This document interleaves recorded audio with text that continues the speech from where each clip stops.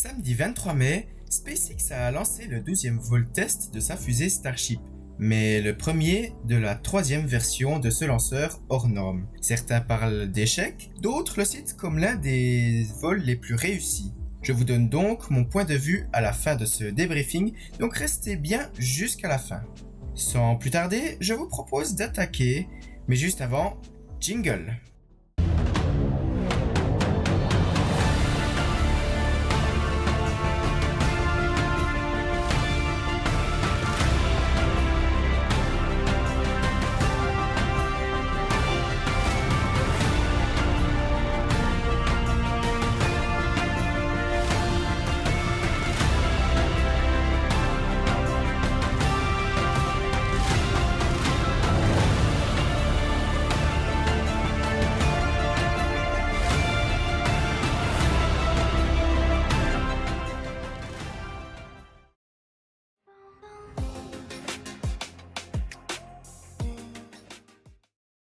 Parlons d'abord des tests pré-vol qui ont duré un peu plus longtemps que prévu. Le booster 19 a débuté avec un tir statique à 10 moteurs afin de valider les différents systèmes du pas de tir et du booster. Seulement, après un peu moins d'une seconde, les moteurs se sont arrêtés brutalement. Selon SpaceX, la perte d'un capteur de la plateforme de lancement aurait provoqué un abandon automatique du test. Il semblerait d'ailleurs que cet arrêt brutal des 10 Raptor V3 les aurait abîmés. En effet, l'intégralité des 10 moteurs ont été remplacés juste après le retour du B-19 sur le site de production. Les équipes en ont profité pour installer les 33 moteurs nécessaires au propulseur. Le deuxième test de tir statique comprenant les 33 Raptor, lui aussi a été avorté, mais cette fois-ci à cause d'un manque de pression du déluge d'eau censé protéger le pas de tir des quasi 10 000 tonnes de poussée des boosters. Malgré ce problème, les 33 moteurs se sont allumés correctement juste avant l'abandon du test. Le troisième tir statique était le bon et les 33 moteurs sont restés allumés pendant environ 14 secondes, soit un record pour le booster de Starship. Cet exploit est rendu possible par l'architecture de ce nouveau pas de tir et plus précisément son déviateur de flamme. Du côté du Ship 39, je vous laisse aller consulter le Starship Info numéro 5. Le lien est dans la description.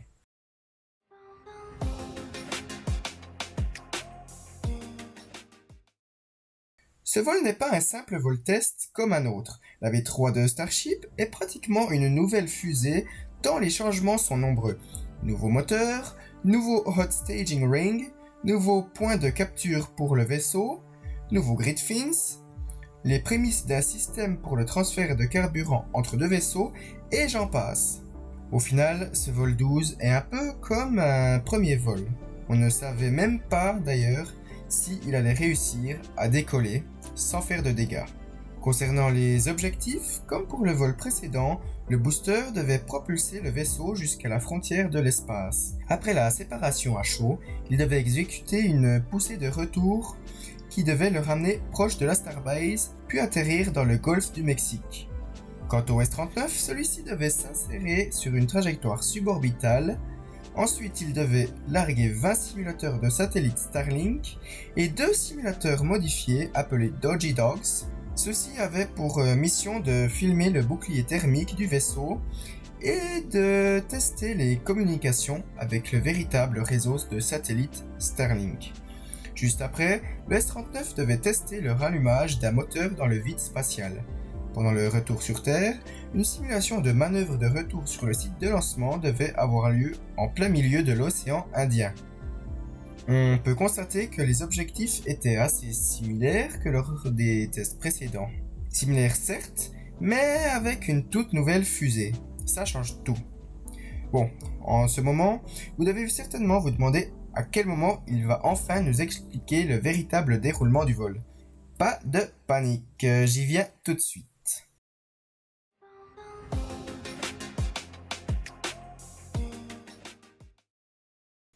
Alors qu'on était prêt à observer ce monstre d'inox s'élever dans le ciel texan, le vendredi 22 mai à minuit 30, le compte à rebours s'est arrêté à T-40 secondes pour exécuter de dernières vérifications.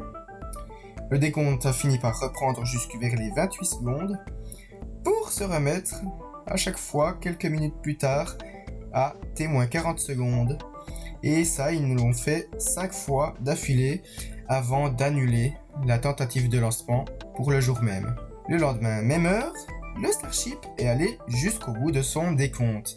À 2 secondes du décollage, les 33 Raptor V3 ont démarré simultanément, ce qui est la première fois. D'habitude, les moteurs étaient allumés de manière en série, donc par exemple d'abord les 13 moteurs centraux, puis après les 20 de la couronne extérieure en plusieurs étapes. Et ensuite donc le Starship s'est élevé dans les airs avec une facilité, une rapidité déconcertante. Le bruit était assourdissant et d'immenses ondes de choc étaient visibles. Jusqu'à 1 minute 42 secondes, le lanceur avait l'air plutôt stable et la trajectoire avait l'air assez bonne. Après, un des Raptor Boost de B-19 s'est éteint. Sur le livestream de SpaceX, on peut d'ailleurs apercevoir ce qui ressemble à une explosion. À voir quel est le rapport. À 2 minutes et 23 secondes, 28 moteurs se sont arrêtés pour la manœuvre de séparation à chaud. Les 6 moteurs du Ship 39 se sont ensuite allumés et les 2 étages se sont séparés. C'est à ce moment-là que les choses se sont compliquées pour notre booster bien-aimé. En effet, celui-ci ne s'est pas retourné de la bonne manière et dans la bonne direction. De plus, les moteurs qui devaient se rallumer pour le boost backburn ne se sont pas bien allumés. On peut voir sur la télémétrie un désordre complet du schéma d'allumage des moteurs. Suite à cela, la poussée a été stoppée bien plus tôt que prévu. B-19 a alors réorienté difficilement ses moteurs face à l'atmosphère et les tout nouveaux grid fins ont parfaitement géré la descente au-dessus du golfe du Mexique. À 6 minutes et 7 secondes, soit environ 2,5 km d'altitude, les moteurs essayent de démarrer pour l'atterrissage, mais un seul semble y parvenir. Ce n'est clairement pas suffisant. À 6 minutes et 18 secondes, le booster s'écrase dans l'eau, au-delà de la vitesse du son. Voilà peut-être un nouveau record du meilleur plongeon de l'histoire spatiale. Plaisanterie mise à part, revenons quelques minutes plus tôt et au niveau du ship. Après la séparation réussie, le vaisseau se comporte parfaitement. À 3 minutes et 3 secondes, un des 3 Raptor Vacuum cesse de fonctionner pour des raisons encore inconnues. Dans le malheur, on peut quand même se réjouir du fait que SpaceX a démontré qu'une mise sur la bonne trajectoire était possible même avec la perte d'un moteur. À 9 minutes et 17 secondes, soit plus d'1 minute après les prévisions, les derniers moteurs se sont éteints. Ce retard est dû à la perte d'un des 9 Raptors du coup, ce qui a provoqué une poussée plus longue des autres moteurs. Les tests ont alors pu commencer vers 17 minutes et 30 secondes avec l'ouverture de la soute cargo.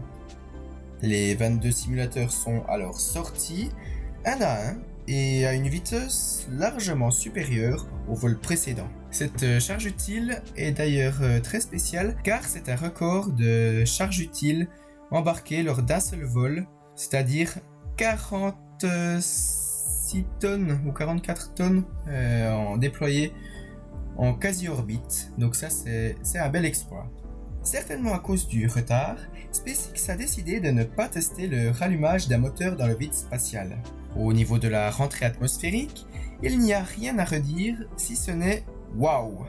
Le Ship 39 s'est montré extrêmement résistant et il en est sorti indemne sans la moindre rayure, sans la moindre tuile thermique en moins, bref, la grande classe.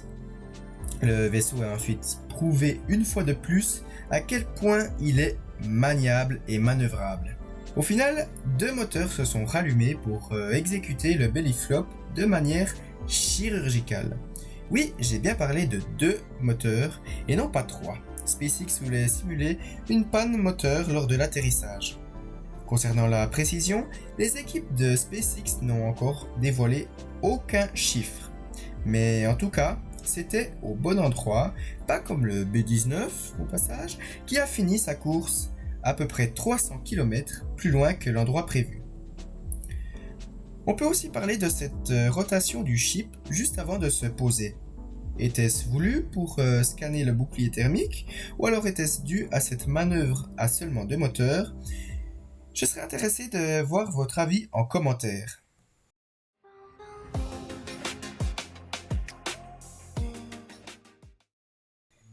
Ça y est, vous l'avez suffisamment attendu, je vais enfin vous donner mon avis.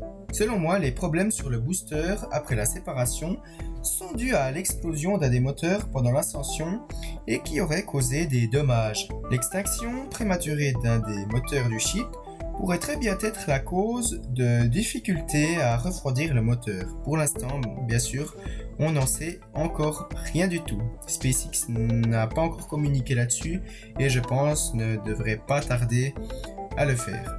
Je parlerai donc d'un succès, car pour moi un succès c'est quand l'objectif principal est atteint. Si on y regarde de plus près, le booster a parfaitement mis le vaisseau sur sa bonne trajectoire et c'est simplement le retour dans le Golfe qui était sa mission secondaire qui a un petit peu foiré.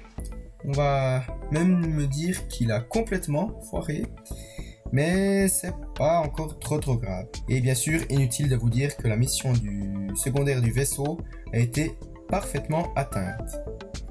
Dans les prochaines semaines, SpaceX devra analyser les données et mettre en œuvre des solutions pour que les différents problèmes survenus soient corrigés au plus vite et au mieux.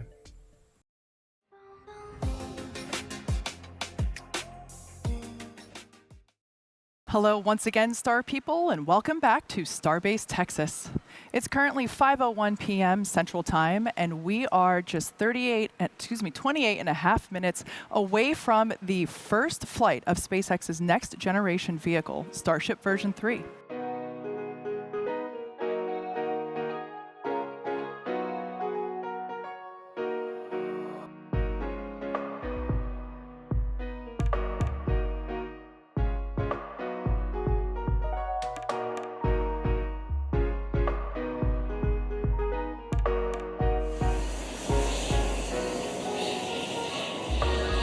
Flight directors go for launch. Minus 10, 9, 8, 7, 6, 5, 4, 3, ignition. We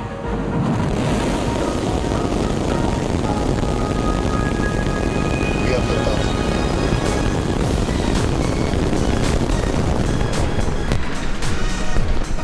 Pitching downrange.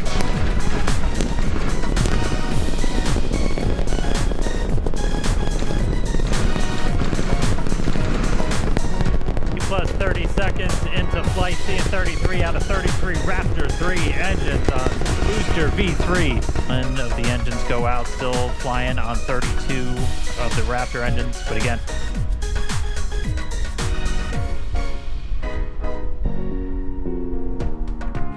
Pretty cool to see. We have healthy chamber pressures on 5 out of 6 ship Raptor engines. Great news there for Startup. Starship.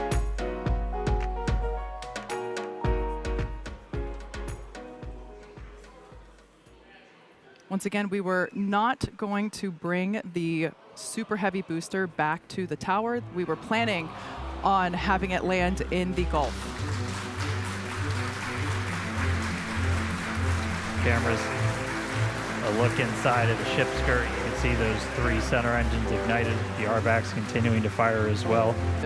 There in space, we are awaiting the call out of nominal insertion. So we're going to stand by for that. We can see the flaps moving here, actuating. And one of the only ways you can do it. And from this top-down view, so you're looking down at the stack, those 2 satellites you see on the very top. For Starship, basically to serve the first Dodger dogs to low Earth orbit.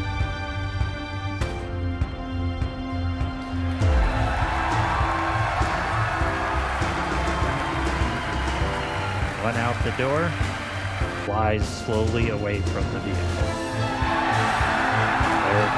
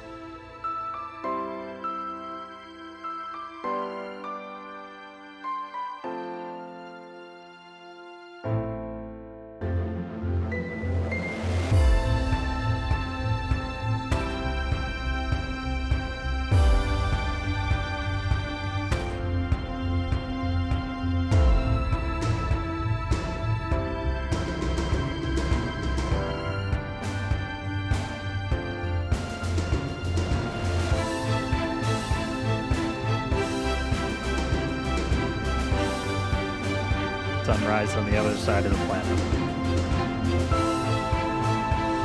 Going for landing burn, trying to light 2 of these Raptor sea level engines. Landing burn startup. Landing burn startup. 2 engine flip.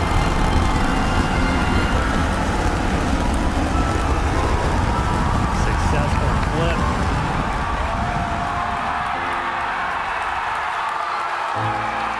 Buoy cam Starship is catching it. landed.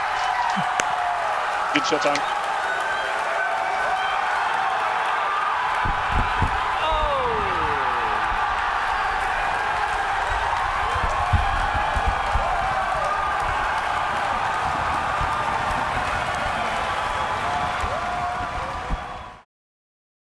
Et voilà, c'est déjà la fin de cet épisode. J'espère qu'il vous a plu et si c'est le cas, n'hésitez pas à vous abonner, liker et commenter. En attendant de nouvelles informations de la part de SpaceX, je vous dis à très vite sur la chaîne GoFalcon 9. Tchuss!